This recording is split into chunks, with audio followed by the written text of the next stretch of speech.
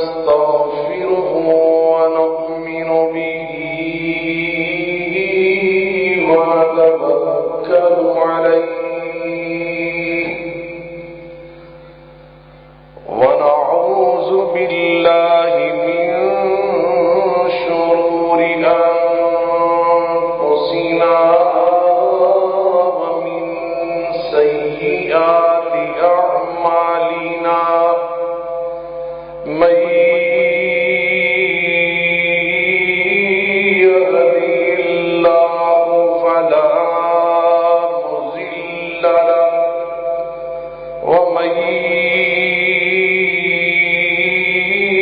يضلله فلا هادي له وأشهد أن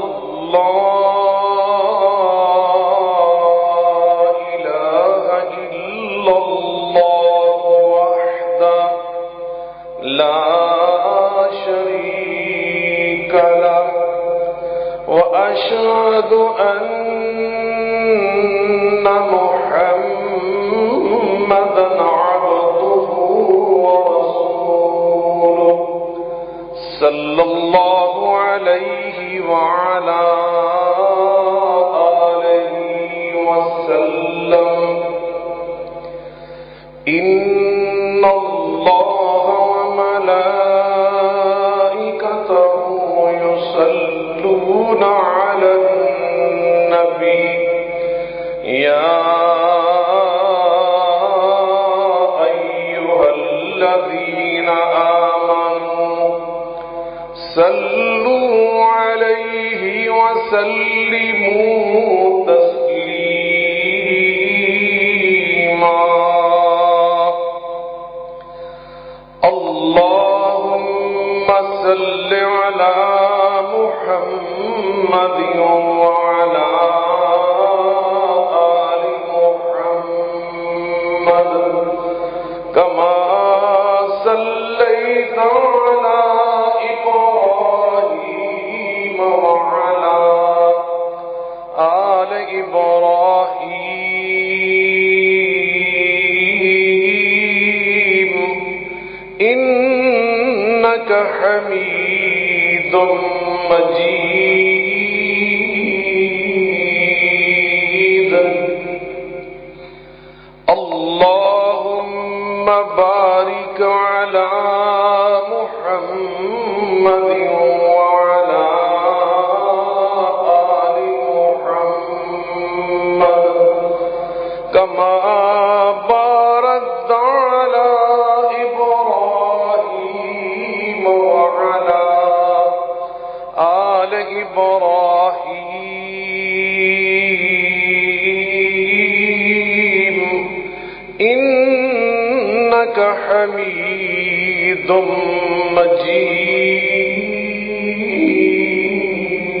مجيد سبحانك لا علم لنا إلا ما علمتنا سبحانك لا علم لنا إلا ما علمتنا إنك أنت العليم الحكيم رب اشرح لي صدري ويسر لي أمري واحلل عقدة من لساني يفقهوا قولي أما بعد فإن خير الحديث كتاب الله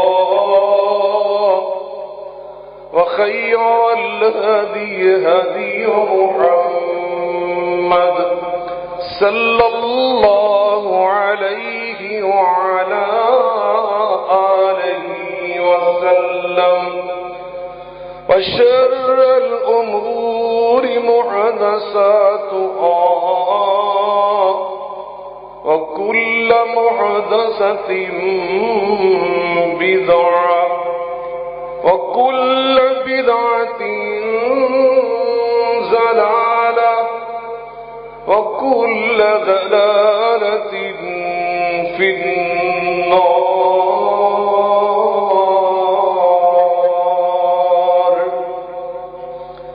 أعوذ بالله السميع العليم وبوجهه الكريم والسلطانه القديم من الشيطان الرجيم. بسم الله الرحمن الرحيم. سبحان الذي أسرى بعبده ليلا من المسجد الحرام إلى المسجد الأقصى. سبحان الذي أسرى بعبده ليلا من المسجد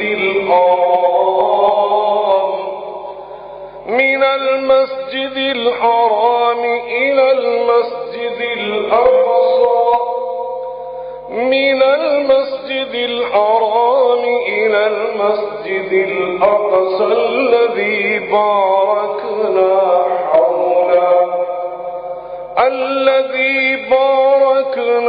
حوله لنريه من آياتنا. إلى المسجد الأقصى الذي باركنا حوله لنريه من آياتنا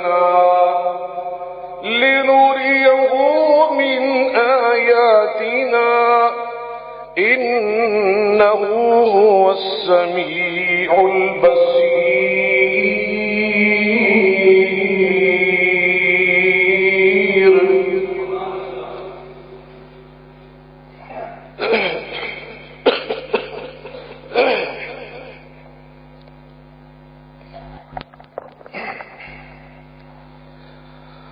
ہر قسم کی حمد و ثنا، بزرگی، برتری، بڑائی، کبریائی اللہ رب العالمین کی ذات بابرکات کے لیے انگنت لاتعداد اور بے شمار درود و سلام سید الاولین والآخرین رحمت للعالمین صاحب قرآن پیغمبر آخر الزمان ہم سب کے ہادی و رہنما جناب محمد مصطفیٰ احمد مجتبی صلی اللہ علیہ وعلی آلہ وسلم کی ذات گرامی پر ہوں. بزرگان من، برادران ملت، لائق صد احترام میری ماں اور بہنوں، عموماً ہمارے خطبات جمعہ کے عنوانات ہجری تقویم کے مہینوں کی مناسبت سے طے کیے جاتے ہیں،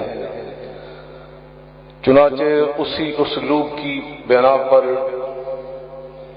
انشاءاللہ الرحمن آج کے خطبہ جمعہ المبارک کا جو ہمارا عنوان ہے وہ نہایت روح پرور، ایمان افروز، بصیرت آمیز اور دل آویز ہے.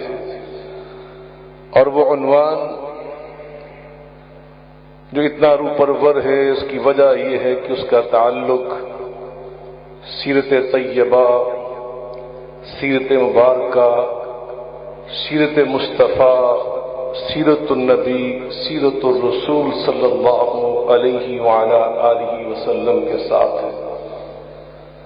اور آپ کی سیرت مبارکہ میں بھی اس کی حیثیت بہت نمایاں ہے، بہت رفیع القدر ہے.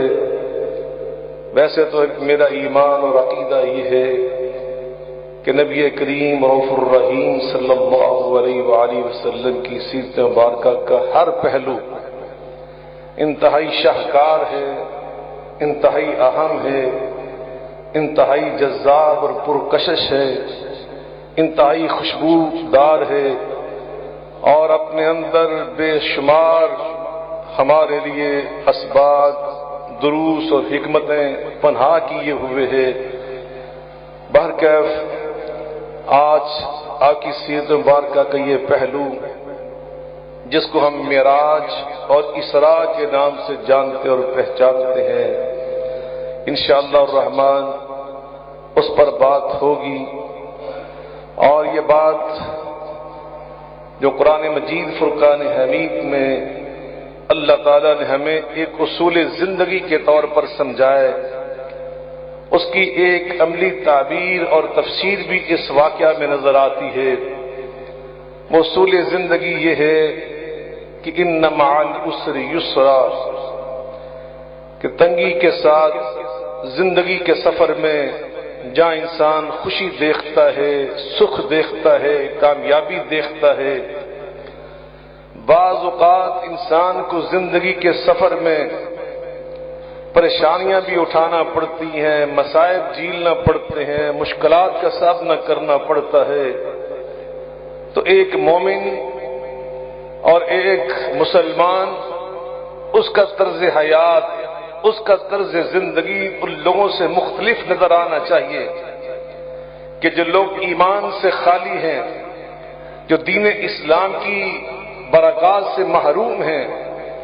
اس لیے نبی کریم صلی اللہ علیہ وآلہ وسلم نے فرمایا تھا عجبا لامر المؤمن ان اصابت السراء شکر فکان خیرا له وان اصابت ضراء صبر فکان خیرا له۔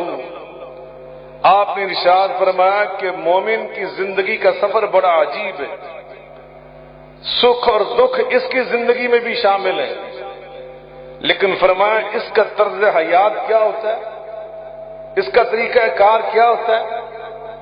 ایک مومن، آپ فرماتے ان اصابت السراء، جب اللہ اس کو خوشی عطا کرتا ہے، کامیابی عطا کرتا ہے، آسانی عطا کرتا ہے، اللہ جب اسے خوشحالی عطا کرتا ہے تو وہ اللہ کا شکر ادا کرتا ہے، اللہ کا شکر گزار بندہ بننے کی کوشش کرتا ہے، وہ اللہ کی نعمتیں پا کر نہ شکرا نہیں بنتا، فکان خیر اللہ، اور اس کو خیر ملتی ہے، بھلائی ملتی ہے، اجر ملتا ہے۔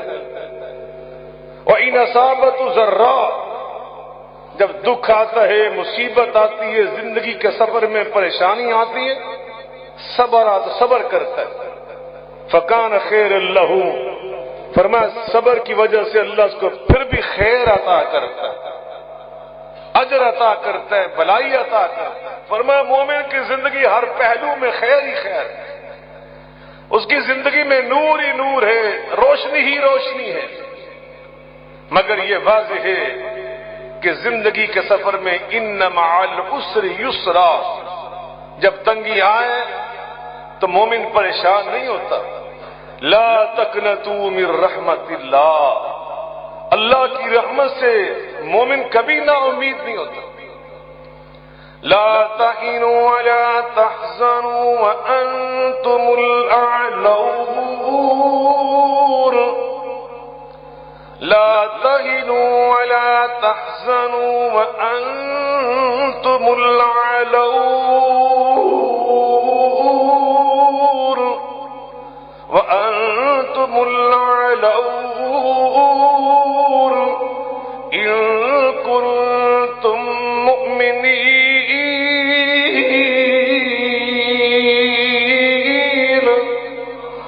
اللہ فرماتے ہیں اگر تم مومن ہو تو پھر گھبرانا نہیں ہے، مشکلات سے دل برداشتہ ہو کر زندگی کے سفر کو تم نے خراب نہیں کرنا، تم نے اطمینان کے ساتھ مشکلات کا دورانیہ بھی تم نے اس کو نکالنا ہے، اور آخر میں نتیجہ یہ ہوگا والعاقبۃ للمتقین وانتم الاعلون، تم کامیاب نظر آؤ گے، تم سر بلند نظر آؤ گے۔ یہ اصول زندگی جو اللہ نے قرآن میں ہمیں سمجھایا، اللہ نے اس کا اعلیٰ نمونہ، بہترین نمونہ بنا کر جس ہستی کو ہمارے سامنے بطور نمونہ پیش کیا، اس ہستی کا نام نامی اور اس میں گرامی ہے محمد الرسول اللہ صلی اللہ علیہ وآلہ وسلم۔ آپ کی زندگی میں بھی مشکلات آئی، اور کیسی کیسی مشکلات۔ اعلان نبوت کے بعد 10 سال کا دورانیہ آپ نے مصائب جھیلے، مشکلات کا سامنا کیا، پریشانیوں سے گزرے، اور خاص طور پر شیب ابی طالب کے تقریباً 3.25 سال مشکلات کی انتہا تھی، پریشانیوں کی حد نہ تھی، وہ بھی آپ نے 3.25 سال گزارے۔ ام المؤمنین سیدہ خدیجہ الکبریٰ علیہ السلام ورضی اللہ تعالی عنہا، وہ شیب ابی طالب کے کچھ عرصے کے بعد اللہ کو پیاری ہو گئی۔ ان کا داغ مفارقت، آپ کے شفیق چچا جان، آپ کے مہربان چچا جان جناب سردار ابو طالب، وہ بھی اسی سال آپ کو داغ جدائی دے کر، داغ مفارقت دے کر سفر آخرت پر روانہ ہو گئے، اور آپ نے اس سال اپنے دل میں اتنا غم محسوس کیا کہ اس سال کو عام الحزن کا نام دیا گیا، غموں کا سال، دکھ کا سال، حزن کا سال۔ اور جب مشکلات یہاں تک بڑھ گئیں، جس طرح شاعر نے کہا، قرآن پاک کی تفسیر کے طور پہ کہا، ان مع العسر یسرا، تنگی کے بعد آسانی، مشکلات کے بعد کامیابیاں، سر بلندی۔ شاعر نے کہا ابھی حیات کو تاریکیوں نے گھیرا ہے، یعنی زندگی کا سفر، حیات کا سفر۔ وہ کہتے ہیں ابھی حیات کو تاریکیوں نے گھیرا ہے، اندھیروں نے، ظلمتوں نے، پریشانیوں نے، ابھی حیات کو تاریکیوں نے گھیرا ہے، مگر اہل سفر گھبرا نہ جائیں، مگر اہل سفر گھبرا نہ جائیں۔ وہ کہتے ہیں جو مسافر ہیں، جو اس راہ کے راہ گزرنے والے ہیں، وہ پریشان نہ ہوں، ان کو اس بات کا اطمینان رکھنا چاہیے کہ ایک وقت آنے والا ہے کہ شب سیاہ کی آگوش میں سویرا ہے، اسی تاریک رات کی آگوش سے سویرا پھوٹنے والا ہے۔ جب تنگیاں اپنے عروج کو پہنچتی ہیں، اور مومن تنگیوں میں کس کو پکارتا ہے، کس سے فریاد کرتا ہے، کس کے سامنے ہاتھ پھیلاتا ہے؟ نبی کریم علیہ السلام کی مسنون دعا ہے، یا حی یا قیوم برحمتک نستغیث۔ یا اللہ تو الحی القیوم ہے، ہمیشہ زندہ رہنے والا، کائنات کا نظام چلانے والا، ہم مدد تجھ سے مانگتے ہیں، تیری رحمت کی بھیک مانگتے ہیں۔ مومن سفر میں اللہ کو پکارتا ہے، اللہ کے اور قریب ہو جاتا ہے۔ مشکلات میں مومن کو کیا حاصل ہوتا ہے کہ یہ مشکلات اٹھا کر بندے کو اپنے رب کی اور قریب کر دیتی ہے۔ بعض اوقات بندہ خوشحالی میں اتنا اللہ کی طرف متوجہ نہیں ہوتا جتنا پریشانی میں ہوتا ہے۔ صحت ہو تو انسان پرواہ نہیں کرتا، بیماری آئے تو اللہ والوں کی زبان پر اللہ کا ذکر اور تیزی سے آتا ہے، کثرت سے آتا ہے۔ دکھ درد میں انسان اللہ کو زیادہ پکارتا ہے۔ تو یہ جب انسان پکارتا ہے تو میرے رب کے یہ فیصلے ہیں، وَإِذَا سَأَلَكَ عِبَادِي عَنِّي فَإِنِّي قَرِيبٌ أُجِيبُ دَعْوَةَ الدَّاعِ إِذَا دَعَانِ فَلْيَسْتَجِيبُوا لِي وَلْيُؤْمِنُوا بِي لَعَلَّهُمْ يرشدون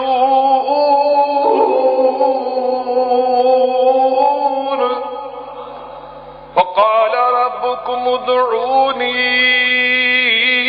استجب لكم ان الذين يستكبرون عن عبادتي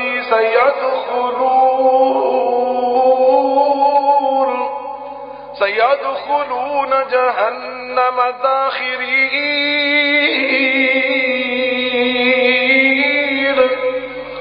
اپنے رب کو پکارو، تمہاری فریاد سننے والا اور دکھی ایام اور پریشانی کے لمحات کی تمہاری فریادیں بھی سننے والا کون ہے؟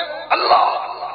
اور جب بندہ پکارتا ہے تو رب کہتا ہے لبیک یا عبدی، لبیک یا عبدی، لبیک یا عبدی۔ بندہ ایک بار پکارتا ہے اور میرا رب 3 بار جواب میں فرماتا ہے میرے بندے میں حاضر ہوں۔ میرے محبوب نے پریشانیوں میں پکارا تو کس کو پکارا اور کیسے پکارا؟ وَقُلْ رَبِّ أَدْخِلْنِي مُدْخَلَ صِدْقٍ وَأَخْرِجْنِي مُخْرَجَ صِدْقٍ وَاجْعَلْ لِي مِن لَّدُنكَ سُلْطَانًا نَّصِيرًا۔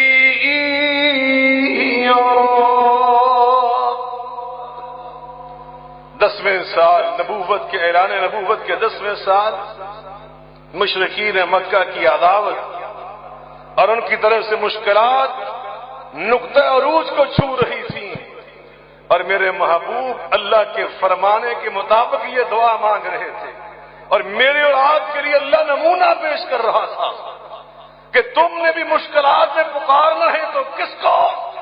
اللہ کو۔ اور نبی پاک نے اس پکار میں کیا کہا؟ اللہ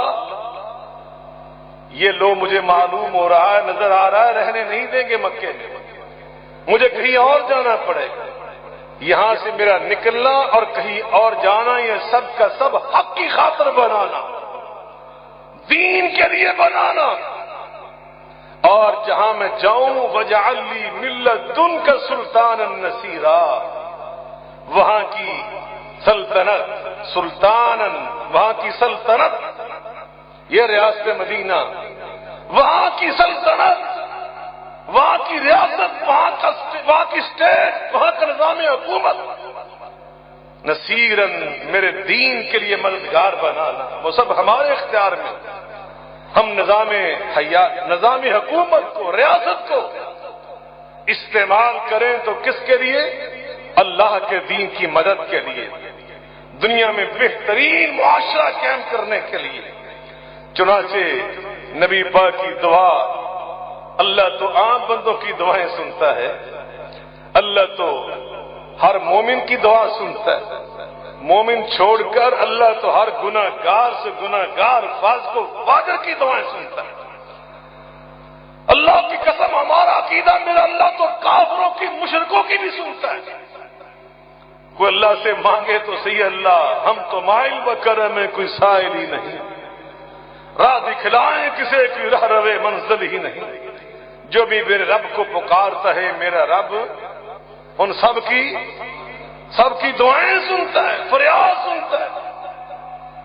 نبی پاک علیہ السلام کی دعا کی قبولیت کا انداز دیکھیے۔ اب مشکلات کے بعد ان مع العسر یسرا، وہ یسر کیا آئی؟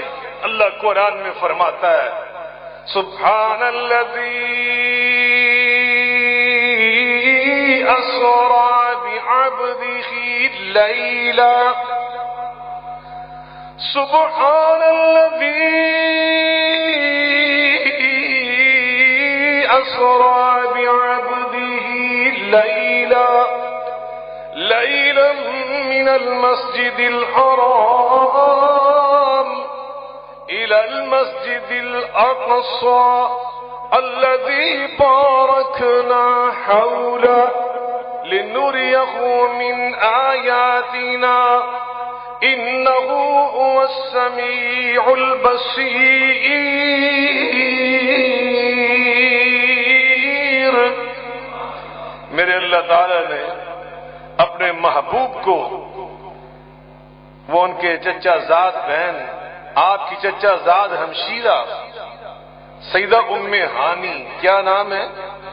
سیدہ ام ہانی رضی اللہ تعالی عنہا، یہ نبی پاک کی پھوپھی، یہ چچا زاد بہن بھی ہیں اور رسول اللہ کی صحابیہ بھی ہیں، اور امام حسن و حسین کی یہ پھوپھی جان بھی ہیں، حیدر مرتضی جعفر طیار کی یہ ہمشیرہ ہیں، سردار ابو طالب اور سیدہ فاطمہ اصلیہ رضی اللہ عنہا یہ ان کی بیٹی ہیں۔ نبی پاک اپنی اس بہن کے گھر میں تھے، میرے استاد محترم مدینہ یونیورسٹی کے سینئر استاد تھے، تفسیر قرآن کے سینئر استاد تھے، حضرت شیخ ابو بکر جابر الجزائری رحمت اللہ علیہ، ان کی کتاب ہے وحاذ الحبیب، کیا نام ہے سیرت النبی کتاب کا؟ وحاذ الحبیب صلی اللہ علیہ وسلم۔ اس کا ترجمہ پتہ کیا اردو میں؟ یہ ہے اللہ کے محبوب، کتاب کا ٹائٹل یہ ہے وحاذ الحبیب صلی اللہ علیہ وسلم، یہ ہے اللہ کے محبوب صلی اللہ علیہ وسلم۔ اس کتاب میں انہوں نے یہ درج فرمایا کہ سیدہ ام ہانی کے گھر سے نبی پاک علیہ السلام کو جبریل امین لے کر بیت اللہ میں پہنچے، بیت اللہ سے پھر سفر شروع ہوا جس کا اللہ قرآن میں ذکر فرما رہا ہے، اسرا بعبدہ لیلا من المسجد الحرام، حرمت والی مسجد بیت اللہ، وہاں سے سفر شروع ہوا الی المسجد الاقصی، مسجد اقصی تک۔ اس کی تفصیلات میں کئی بار آپ کو سنا چکا، خلاصہ عرض کرتا ہوں۔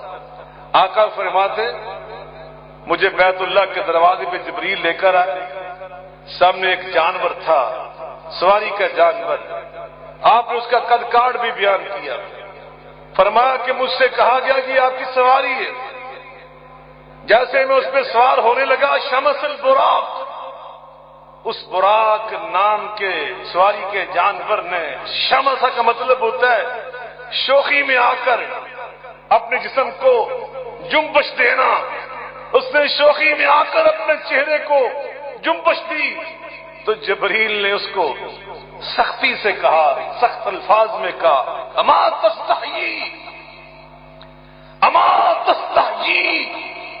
مما تصنع یا براق، واللہ ما رقیبک قبل ھذا افضل منہ، اے براق تجھے حیا نہیں آتی، تو کیا انداز اختیار کر رہا ہے؟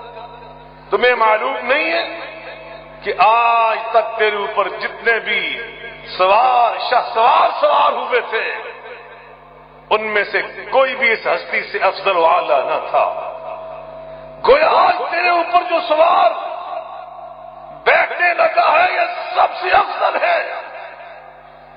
میرے آقا علیہ السلام نے فرمایا کہ میرا نام سن کر براق کو پسینہ آ گیا، شرمندہ سا ہوا، جھک گیا، میں سوار ہوا اور ہمارا سفر شروع ہوا جس کو اللہ نے قرآن میں اسرا کہتے ہیں، رات کو سفر کرنا، سفر رات کا شروع ہوا اور 40 راتوں کا سفر تھا اس دور میں، مسجد حرام سے مسجد اقصی کا سفر 40 لیلۃ، 40 راتوں میں مکمل ہوتا تھا، تیز رفتار گھوڑے کے اوپر، تیز رفتار اونٹ کے اوپر، مگر نبی کریم علیہ السلام فرماتے ہیں میری سواری کا قدم اگلا وہاں جا کے پڑتا تھا جہاں میری نگاہ جاتی تھی، نبوت کی نگاہ، اندازہ لگایا کہ پتہ نہیں وہ ایک آدھے قدم میں وہاں پہ جا پہنچے۔ آقا فرماتے اس کو باندھ دیا گیا، باندھنے سے سبق کیا ملا؟ زندگی میں تدبیر، خذ الامور بالتدبیر، حدیث نبوی کا مفہوم میں آپ کے سامنے عرض کر رہا ہوں کہ سارے معاملات زندگی کو تدبیر سے پکڑا کرو، تدبیر کے ساتھ کام کیا کرو، سوچ سمجھ کر، پوری ذمہ داری کے ساتھ۔ صحابی آئے، اللہ کے رسول نے فرمایا، وہ دور دراز سے آئے کہ تیری سواری کدھر ہے؟ کہا جی میں نے بیل چھوڑ دی۔ فرمایا اس کو باندھا؟ کہنے لگا نہیں، میں نے اللہ پہ توکل کیا، اللہ پہ توکل کر کے چھوڑ دی ہے۔ فرمایا اعقلھا ثم توکل، پہلے اس کا گڈرا باندھ کر آؤ، پھر اللہ پہ توکل کرو۔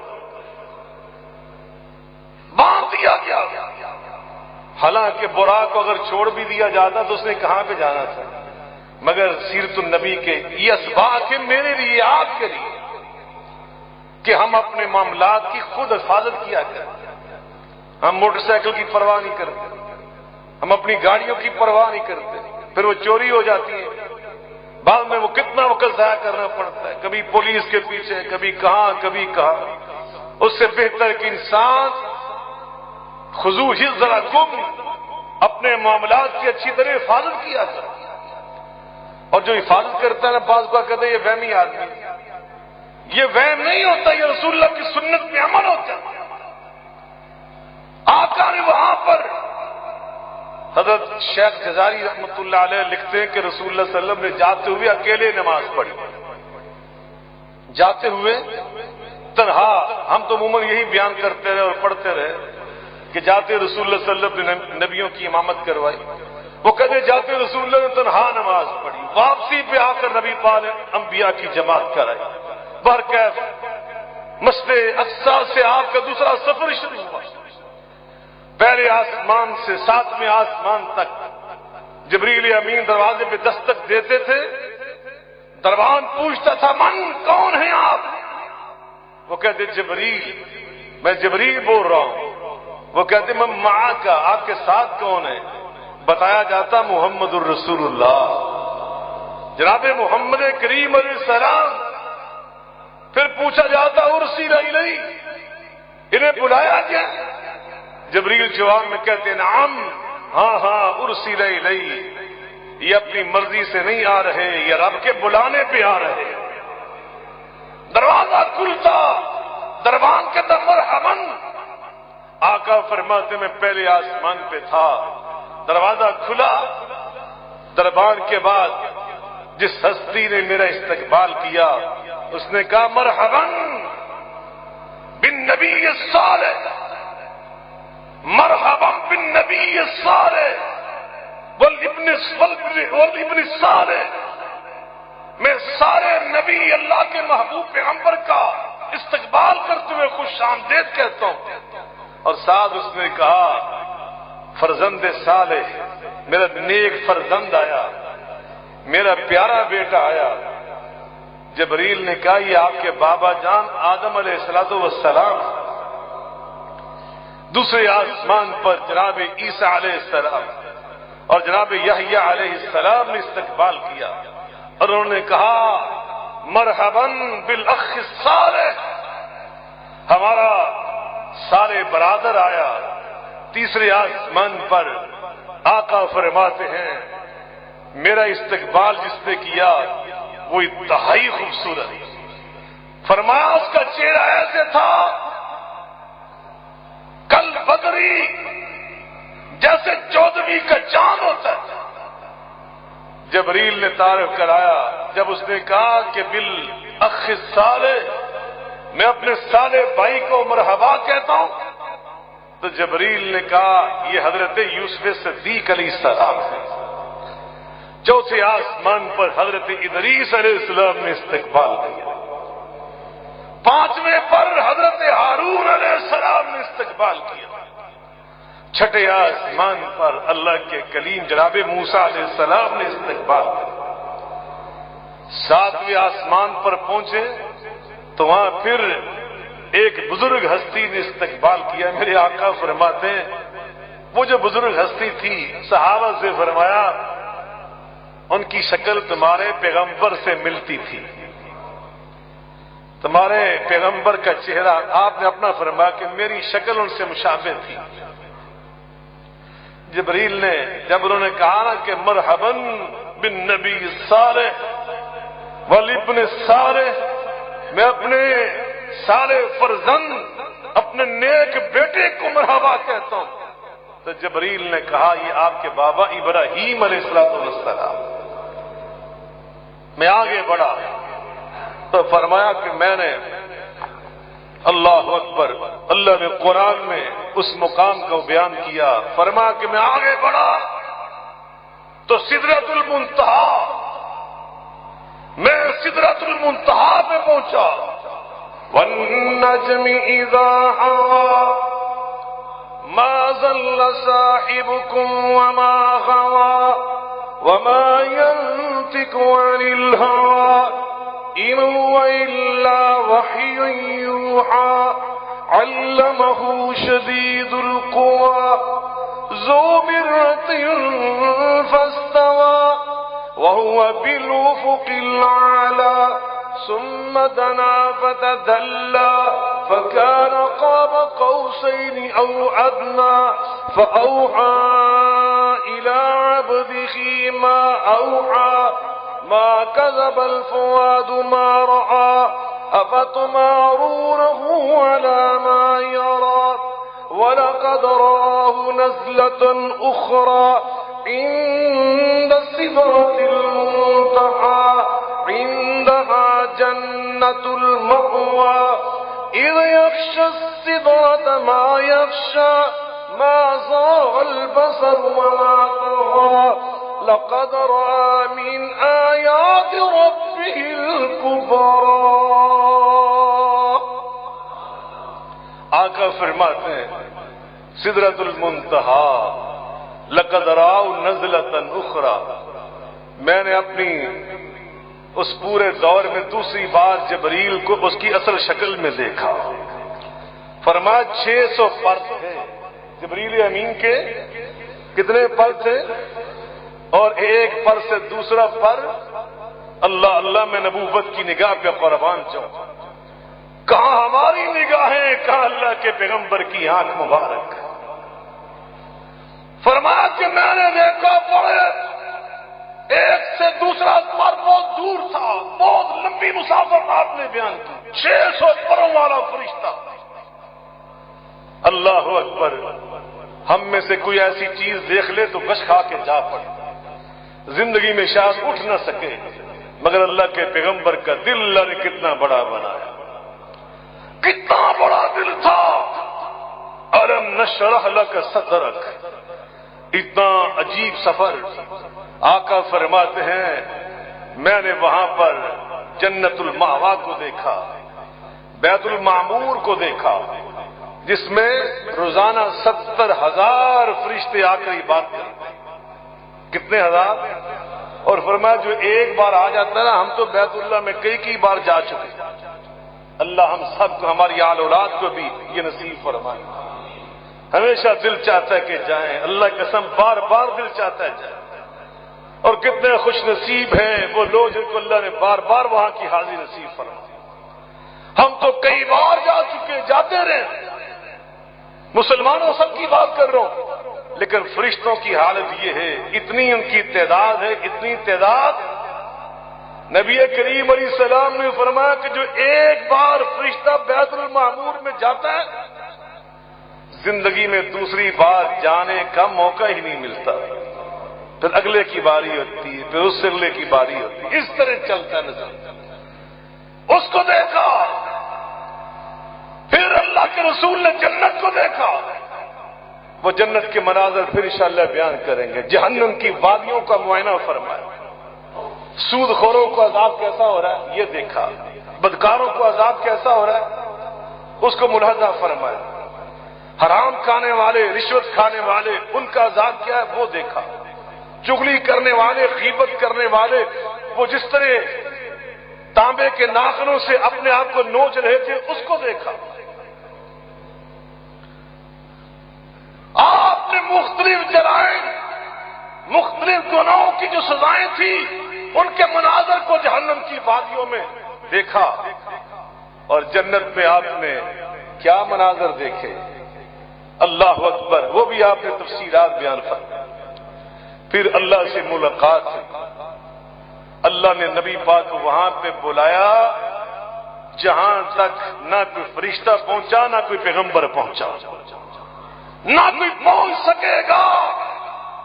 تلک الرسل فضلنا بعضهم على بعض منهم من كلم الله منهم من كلم الله بعضهم درجات وآتينا عيسى ابن مريم البينات. فرمایا رسولوں میں اللہ نے الگ الگ فضیلتیں عطا کر کے ان کو بھیجا، کوئی کلیم اللہ، کوئی عیسیٰ روح اللہ، مگر فرمایا رفع وقت جو بعض جو ہیں فاطمہ کے بابا جان، فرمایا ان کے درجات منہم من کلم اللہ، بعض کلیم اللہ، وآتینا عیسی ابن مریم البینات، اور بعض عیسیٰ روح اللہ، اور بعض کے درجات ہم نے سب سے بلند فرما دیے، اور وہ بعض ہیں محمد الرسول اللہ، فاطمہ الزہرا کے بابا جان، حسنین کریمین کے نانا جان، ہم جیسے گنہگاروں کے ہادی و رہنما جناب محمد مصطفیٰ احمد مجتبیٰ صلی اللہ علیہ وآلہ وسلم. اللہ فرماتے ہیں فَأَوْحَا إِلَىٰ عَبْدِهِ مَا أَوْحَا، وہاں پھر رب نے حضرت پروفیسر سید ابوبکر غزنوی، سید بطل حریت مولانا سید محمد دو غزنوی رحمۃ اللہ علیہ کے صاحبزادے، وہ یہاں پہ لکھتے ہیں فَأَوْحَا إِلَىٰ عَبْدِهِ مَا أَوْحَا، رب نے اپنے محبوب کے ساتھ راز و نیاز کی باتیں کی جو رب نے پسند فرمائی، اور وہ راز و نیاز کی باتوں میں ریاست مدینہ کی بشارت اور ریاست مدینہ کے پورا نظام، سسٹم، کن اصولوں پر معاشرہ تشکیل پائے گا وہ سب عطا کر. وہ اللہ نے 14 اصول سورہ بنی اسرائیل میں، کون سی سورہ؟ سورہ بنی اسرائیل، سورہ اسراء اس کا دوسرا نام، اللہ نے اس میں بیان فرمایا. سب سے پہلے اس میں فرمایا وَقَضَىٰ رَبُّكَ أَلَّا تَعْبُدُوا إِلَّا إِيَّاهُ وَقَضَىٰ رَبُّكَ أَلَّا تَعْبُدُوا إِلَّا إِيَّاهُ وَبِالْوَالِدَيْنِ إِحْسَانًا إِمَّا يَبْلُغَنَّ عِندَكَ الْكِبَرَ أَحَدُهُمَا أَوْ كِلَاهُمَا فَلَا تَقُل لَّهُمَا أُفٍّ وَلَا تَنْهَرْهُمَا وَقُل لَّهُمَا قَوْلًا كَرِيمًا وَاخْفِضْ لَهُمَا جَنَاحَ الذُّلِّ مِنَ الرَّحْمَةِ وَقُل رَّبِّ ارْحَمْهُمَا كَمَا رَبَّيَانِي صَغِيرًا. پہلا نظام، اس نظام کا پہلا اصول توحید باری تعالیٰ. توحید، مل کے بولیں، زور سے بولیں، یہ مسلمانوں کا مشترکہ عقیدہ ہے، اس میں کوئی اختلاف نہیں. یہ مسلمانوں کا مل کے بولیں، جہاں کہتے ہیں لا الہ الا اللہ، اللہ کی وحدانیت، اللہ کے سوا کائنات میں اور کوئی الہ نہیں ہے. یہ توحید، اللہ کو ایک ماننا، تنہا ماننا، یکتا ماننا، یہ پہلا اس کا اصول ہے. دوسرا اصول اختصار کے ساتھ والدین سے محبت، والدین کی خدمت، یہ معاشرے کا حسن ہے. اس معاشرے میں گھروں میں والدین کے وجود کو باعث برکت سمجھا جاتا ہے. کیا سمجھا جاتا ہے؟ اونچی بولو. اور وہ اسلامی معاشرہ نہیں ہوتا کہ جہاں گھروں سے والدین کو بوڑھا سمجھ کر، بوجھ سمجھ کر نکال دیا جاتا ہے. اولڈ ایج ہومز یہ تو اس معاشرے میں ہو سکتے تھے کہ جو اللہ کے قرآن سے محروم معاشرے ہیں، جن کے پاس صحب معراج و اسراء جیسے پیغمبر موجود نہ تھے، صحب معراج و اسراء جیسے پیغمبر ہادی موجود نہ تھے. میرے پیغمبر نے تو معراج سے لا کر یہ ہمیں اصول عطا کیا کہ والدین کو تم نے اف تک نہیں کہنا، تم نے اولڈ ایج ہومز بسا دیے. ان کو مارنا چاہیے تھے ایسی اولاد کو، درے مارنے چاہیے تھے حکومت وقت کو، جس گھر سے والدین کو نکالا جائے. الحمدللہ اسلامی نظریاتی کونسل میں ہم نے اس پہ کام کیا. الحمدللہ اگر وقت کوئی آیا، اللہ لے کر آیا اسلامی ریاست، جو ہماری الحمدللہ یہ اسلامی ریاست ہے، پاکستان اسلامی ملک ہے، اسلامی جمہوریہ پاکستان ہے. اگر ہم اس کے سارے اصول و ضوابط صحیح طور پر دینی بنانے میں کامیاب ہو گئے، اور ہوگا انشاءاللہ. یہ کام ہو رہا ہے، یہ حکومت کروا رہی ہے، ریاست کروا رہی ہے. حکومتیں تو بدلتی رہتی ہیں، تو یہ ریاستی ادارے اپنا کام کر رہے ہیں انشاءاللہ الرحمن. ہم نے والدین کے حوالے سے قوانین کو بہترین بنانے پہ محنت کی ہے. کل بھی ہماری میٹنگ تھی 2 دن کی، میں رات ہی واپس آیا. لگے ہوئے ہم انشاءاللہ اس کام میں. اللہ پاک ہماری یہ محنت قبول فرمائے اور اس کو ثمر آور بنائے، ہمارے معاشرے سے اس کے فروٹ مل جائیں، اس کے ثمرات مل جائیں. تیسرا اصول وآت ذی القربى حقہ. اسلامی معاشرے میں صلہ رحمی ہوتی ہے. کیا ہوتی ہے؟ رشتہ داروں کے ساتھ اچھا سلوک کیا جاتا ہے. اختصار کر رہا ہوں. والمسکین، جو پسماندہ طبقہ ہوتا ہے ان کے ساتھ کیا ہوتا ہے؟ انہیں مہنگائی کی چکی میں اور پیس دیا جاتا ہے. منی بجٹ لا کر ان کی وہ ہم یہ دیکھتے رہے کہ تم کوئی اشرافیہ کے اوپر پابندیاں لگاؤ گے کہ ان کی کٹوتیاں کرو گے. تم نے اس غریب عوام کا اور خون چوسا. یہ ظلم ہے. اللہ کی مخلوق پہ رحم کھائیے. نبی کریم علیہ السلام نے فرمایا من لا یرحم لا یرحم. جو اللہ کی مخلوق پہ رحم نہیں کھاتا پھر اللہ ان پہ رحم نہیں کھاتا. غریبوں کا خون چوس کے ہم خوشحال نہیں ہو سکتے. ان پر ترس کھانے سے، ان کا خیال رکھنے سے، مہنگائی ختم کرنے سے ہم ترقی کر سکتے ہیں.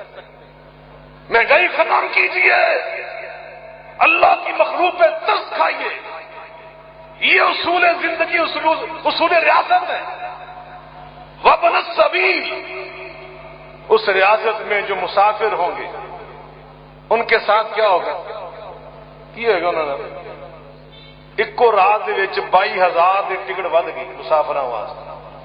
جن نے اللہ نے گھر جانا 22,000 دی ٹکٹ کرا چ ودی. ٹکٹ چ اور 22,000 روپیہ. اور اسلامی ریاست کیا ہے؟ اللہ نے معراج یہ کوئی یہ واقعہ سنانے کی غرض سے نہیں ہوتے. یہ اصول زندگی سیکھی جو اللہ نے وہاں سے ہمیں بھیجے. وہاں سے نبی پاک اللہ پاک نے زمین پر یہ پورا قرآن عطا کیا، لیکن اس کا وہ حصہ جو ریاست کو خوشحال بنانے کا تھا، جب اللہ نے وہ عطا کیا تو نبی پاک کو زمین سے اٹھا کر آسمانوں کے اوپر بولایا. اتنا بڑا نظام حیات، اتنا بڑا نظام زندگی. اور پھر آگے اصول عطا کیا ولا تبذر تبذیرا ان المبذرین کانوا اخوان الشیاطین. اس معاشرے کے جو عوام ہیں، حکمران ہیں، وہ سب کے سب میانہ روی اختیار کرنے والے، فضول خرچی نہ کرنے والے. ہماری شادیاں دیکھ لیں، معاف کرنا ہم سب اس میں شامل ہو چکے ہیں. پورے معاشرے کا بیڑا غرق ہوتا چلا جائے. جو کچھ ہم اپنی شادیوں پہ کرنے لگے، حکومت نے کوشش کی. کل بھی ہمارے ایجنڈے میں تھا، کل بھی جہیز کے حوالے سے حکومت نے کوشش کی کہ غریبوں کے ساتھ بھی ان کی عزت کا معاملہ بھی ٹھیک رہے. انہوں نے بارات کے کھانے پر پابندی لگا دی. لوگوں نے شور مچایا تو ایک ڈش کی اجازت دی، اور ہم نے ایک ڈش کے اندر بھی جو کچھ شامل کیا وہ بھی ایک مذاق ایک ڈش کے ساتھ. اور پھر صبر نہیں ہے، صبر پتہ نہیں کہاں سے ہم یہ تربیت لے کر آئے. اور ہم نے اس کی کسر پوری کرنے کے لیے مہندی کی تقریب شامل کر دی کہ بارات کے اوپر پابندی ہے، مہندی کے اوپر پابندی نہیں. اور جو کچھ ہم کر سکتے ہیں فضول خرچی وہ مہندی کے نام پر. تو یہ اصول زندگی میرے بھائیوں ہمارے نہیں تھے، یہ کسی اور کے تھے. لوگ حیران ہوتے ہیں جہاں سے ہم جا کے بھیک مانگتے ہیں، قرضے مانگتے ہیں، وہ حیرت سے دیکھتے ہیں کہ ہمارے حکمرانوں کا طرز زندگی جو ہم قرضے دینے والے وہ سادہ ہے، اور جو بھیک مانگنے کے لیے آئے ان کا ذرا طرز حیات دیکھیں، وہ خود ہماری باتیں بناتے ہیں۔ کتنے واقعات ایسے ہمارے علم اور نوٹس میں ہیں۔ تو اس لیے ہمیں سب میں من حیث القوم میانہ روی اختیار کرنی، سادگی کی زندگی اپنائیے۔ یہ اصول زندگی، یہ معراج کی رات اللہ نے اپنے محبوب پیغمبر جناب محمد مصطفیٰ احمد مجتبیٰ صلی اللہ علیہ وسلم کو عطا کی۔ اور اولاد کو قتل کرنا یہ جاہلیت کے دور کی باتیں تھی، اور اس بنیاد پہ قتل کرنا کہ کھائیں گے کہاں سے، اللہ پاک نے فرمایا یہ کام تمہارا نہیں ہے، یہ کام عرش والے کا کام۔ اللہ کے اصول اور اللہ کے قانون سے مت ٹکراؤ، لیکن اس کا یہ بھی معنی نہیں ہے کہ ہم بچے پیدا کریں۔ میرا آفتاب اقبال کے ساتھ ایک پروگرام تھا اسی حوالے سے، وہ میری زندگی کے جتنے بھی الحمدللہ پروگرام، ان میں جو اچھے بہت ہی شاہکار سارے الحمدللہ اچھے پروگرام تھے، وہ سننے والا کبھی سنے، لاکھوں لوگوں نے اس کو سنا ہے۔ اس حوالے سے انشاءاللہ آپ کو وہاں سے بڑی تفصیلات ملیں گی۔ وَلَا تَقْرَبُوا الزِّنَا إِنَّهُ كَانَ فَاحِشَةً وَمَقْتًا وَسَاءَ سَبِيلًا۔ اسلامی معاشرے میں بدکاری اور بے حیائی نہیں ہوتی، یہ معاشرہ نہیں ہوتا، چونکہ جہاں بے حیائی پھیلتی نبی پاک علیہ الصلوۃ والسلام نے فرمایا وہاں اللہ 5 قسم کے عذاب دے۔ کتنے قسم کے؟ اور میں اللہ کی قسم اٹھا کر کہتا ہوں بعض اوقات مجھے 5 کو 5 نظر آتے ہیں۔ اب اس کی تفصیل نہیں ہے، وقت نہیں تفصیل بیان کرنا ہے۔ اللہ ہمارے معاشرے کو پاکیزہ معاشرہ بنائے، اللہ ہمیں اس معاشرے کو پاکیزہ رکھنے کی توفیق عطا فرمائے۔ اور اس بے حیائی کی وجہ سے ہمارا فیملی سسٹم، خاندانی نظام کمزور ہوگا، یہ فیملی سسٹم کمزور ہوگا۔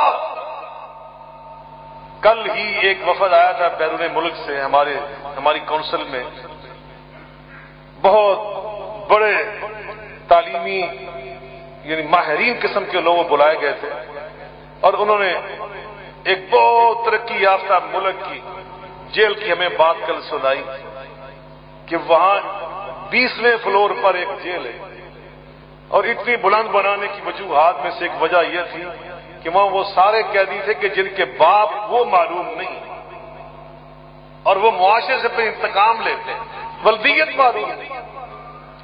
ہم ایسا معاشرہ انشاءاللہ پاکستان میں نہیں بنے گا، انشاءاللہ کہہ دیں انشاءاللہ۔